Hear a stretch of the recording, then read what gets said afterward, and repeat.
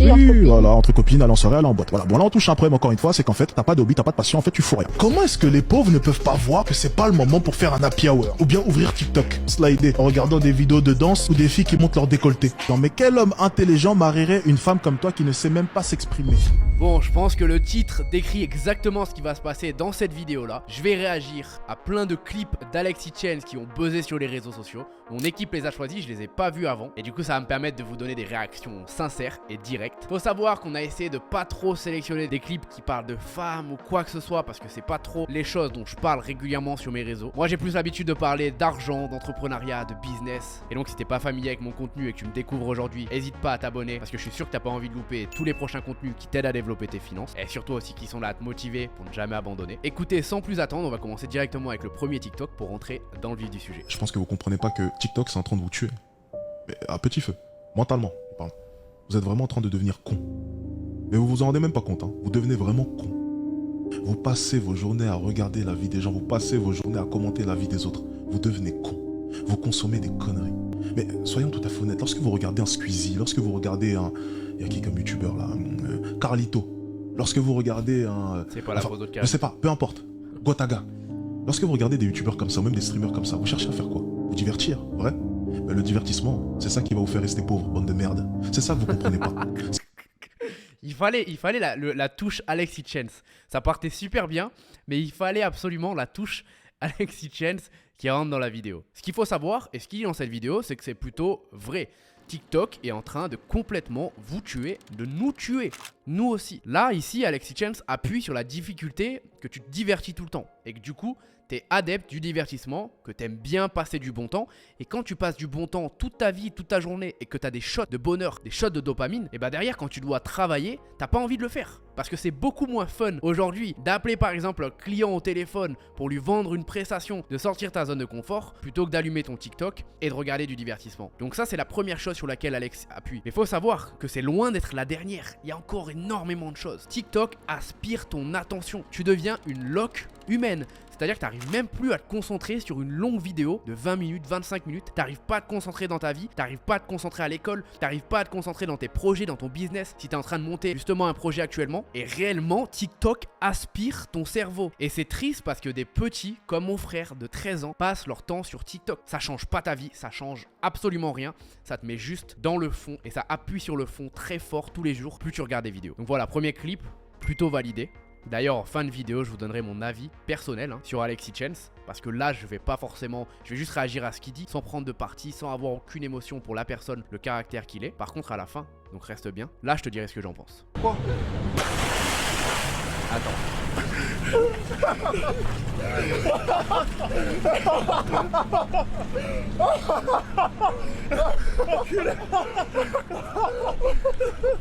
Okay, Attends. Cette scène, ça me fait réellement penser quand même à quelqu'un.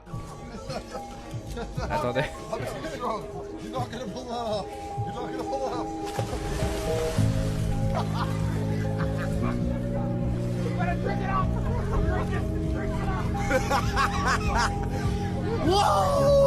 Ça ressemble beaucoup quand même, les amis. Quoi? Attendez, on la regarde.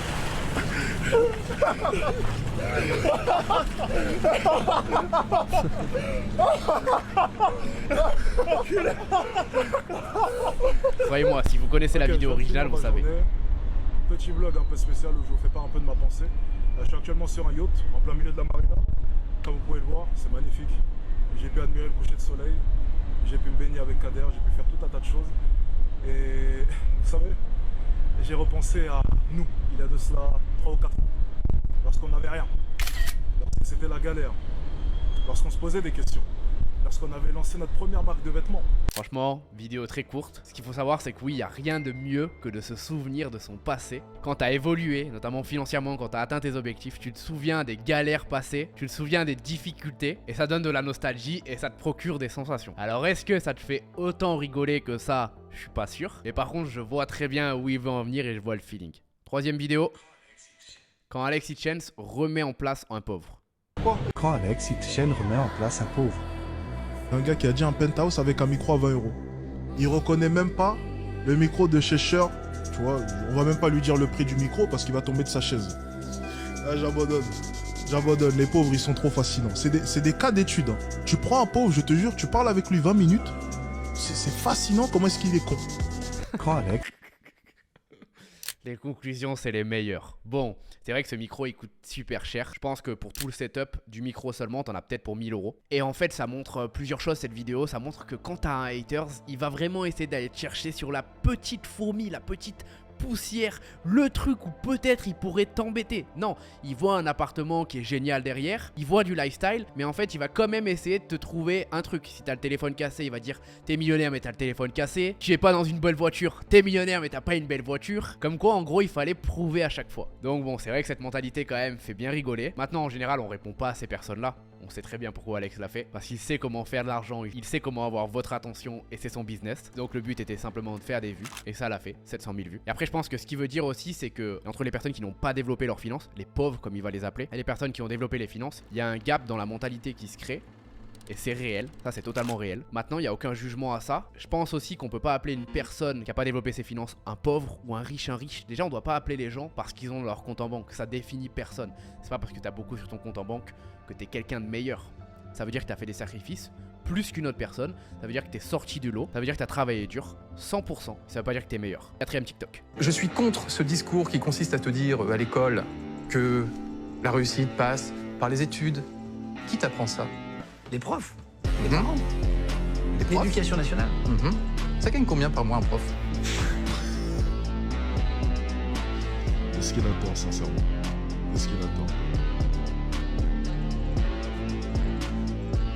Attends, sois honnête avec toi-même. Je sais pas, je dirais 2000 €, 500. Ouais, 2000 €, hein, après 10 ans de... Donc cette personne-là a réussi sa vie? Tu crois? C'est elle qui va me dire à moi comment réussir la mienne. Ah, attendez, réussir sa vie veut pas dire encore une fois gagner de l'argent. Par contre, où il va en venir, c'est qu'en effet, un professeur qui gagne pas forcément d'argent peut pas t'apprendre à en faire. De la même manière que tes parents qui ont pas beaucoup d'argent ne pourront pas t'apprendre à en faire parce qu'ils ont jamais appris eux-mêmes. Ça veut pas dire que c'est des mauvaises personnes, au contraire, ça n'a rien à voir. Mais ça veut dire qu'en effet, il faut faire attention à qui tu demandes et prends des conseils. Et crois-moi, tes professeurs, c'est pas les mieux placés pour t'en donner. Franchement, honnêtement. Mais ils se sont peut-être épanouis. Je le répète encore une fois, suivez les gens qui vivent la vie que vous voulez vivre. Il n'a pas tort. Tu vois, dans leur métier. Tu es au courant des statistiques du nombre de dépressifs qu'il y a chez les professeurs? Le nombre de célibataires qu'il y a chez les professeurs? Parce que moi elles m'intéressent, ces statistiques-là. Elles m'intéressent. Oui, je regarde. Ok? Les professeurs ne sont pas heureux en France. Et pourtant, c'est eux qui te disent comment tu le seras, toi, heureux un jour. Ça, c'est vrai. Si t'es pas heureux toi-même, tu peux pas donner des conseils. Le but, c'est pas d'être entrepreneur, c'est pas de faire de l'argent. Le but, c'est de faire ce que vous aimez. Si vous êtes heureux en devenant proche, alors c'est good. Par contre, si vous devenez prof par dépit et qu'au bout de 1 an, 2 ans, 3 ans de carrière, vous y restiez par dépit, là vous faites une grosse erreur. Parce que la vie est très courte, on en a qu'une seule. Et il faut faire ce qu'on aime. Combien d'hommes dans la rue viennent et disent aux femmes « Moi je veux réussir, moi je veux devenir millionnaire ». Mais dans les actes, il y en a combien qui font le travail chaque jour? Tu le vois lorsqu'un homme ne ment pas.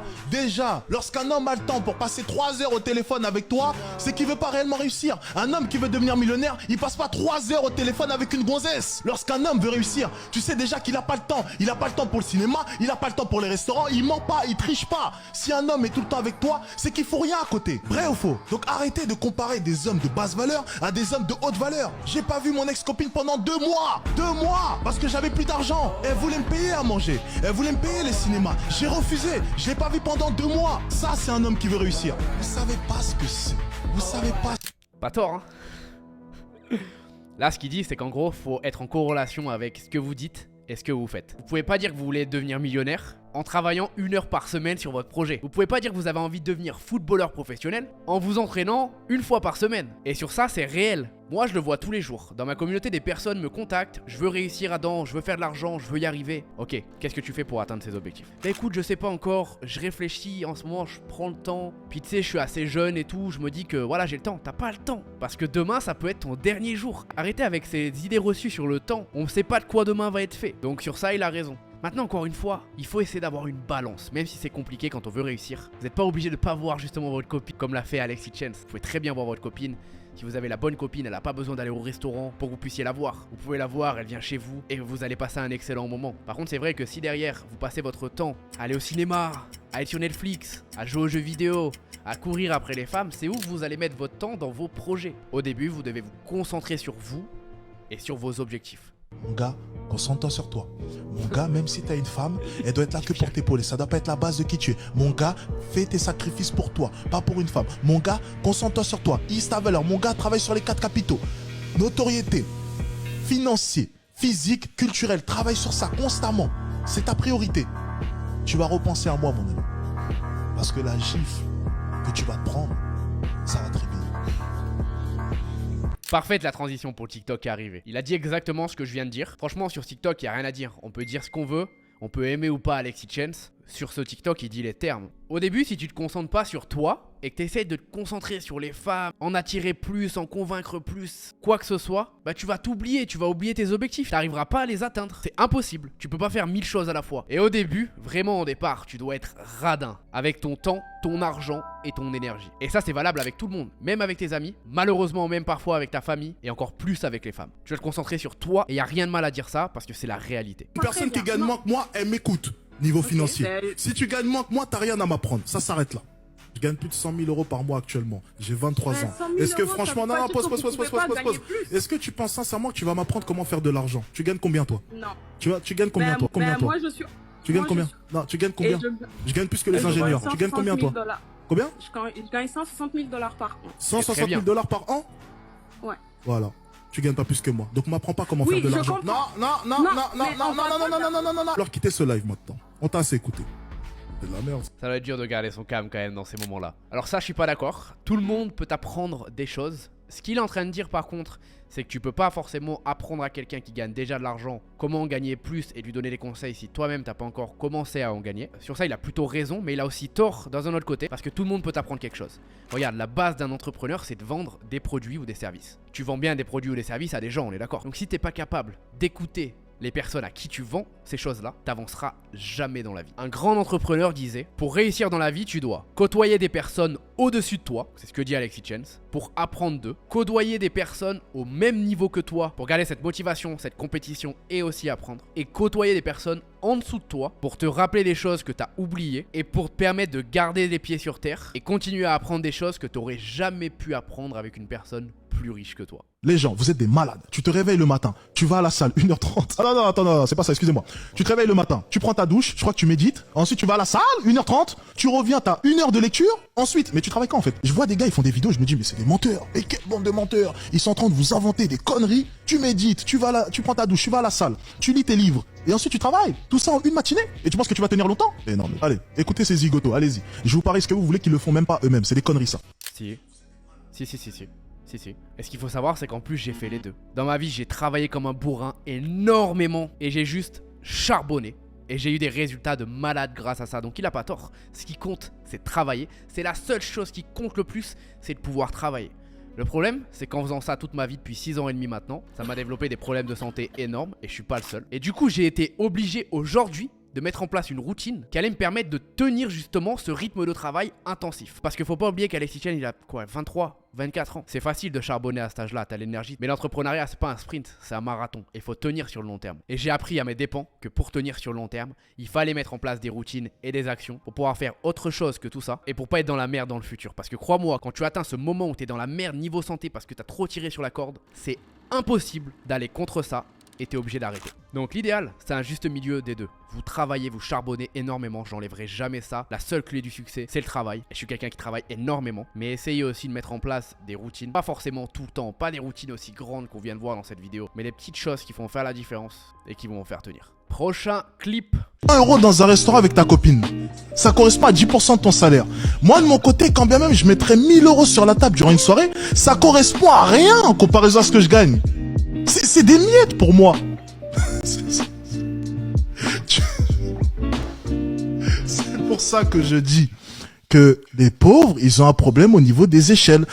Faut savoir que même si tu gagnes beaucoup d'argent, 1000 euros ça reste une somme. À moins que tu sois multimillionnaire, tu gagnes des millions d'euros par mois, 1000 euros ça reste une somme. Et en fait je pense que peu importe où t'es dans la vie, si t'es parti en bas de l'échelle, 1000 euros restera toujours une somme pour toi. Parce que 1000 euros c'est ce que ta daronne gagnait quand t'étais petit. 1000 euros c'est le salaire que tu avais par mois lorsque t'étais étudiant et que tu devais cumuler 2 jobs. Et donc en fait tu peux pas oublier 1000 euros à quel point ça reste important. Maintenant oui, plus tu gagnes de l'argent, plus il y a des échelles différentes et tu vas pas avoir la même difficulté à dépenser 1000 euros quand tu gagnes 100 000 euros par mois qu'à dépenser 1000 euros quand on gagne 2000. Ça c'est certain. Mais ne jamais oublier d'où on vient, c'est le plus important. Prochain TikTok. Je gagne actuellement plus de 50 000 euros par mois. C'était dur. Et je me rends compte à quel point est-ce que c'était dur. Et je me rends compte à quel point est-ce que j'ai dû bosser dur. Ça, on peut pas l'enlever, les gars. Un an. On avait passé un an à penser. C'était super bien. Des nuits blanches. Des yeux rouges. Mais je me suis relevé. J'ai échoué. Et regardez maintenant. Je viens de passer toute la nuit à bosser. Malgré l'argent que j'ai maintenant, je m'arrête pas. Ce qui m'a emmené ici, c'est les nuits blanches, la dureté. Vous l'avez vu. Et je continue. Je suis à plus de 50 000 euros par mois. Et je suis toujours là à bosser. Je gagne actuellement.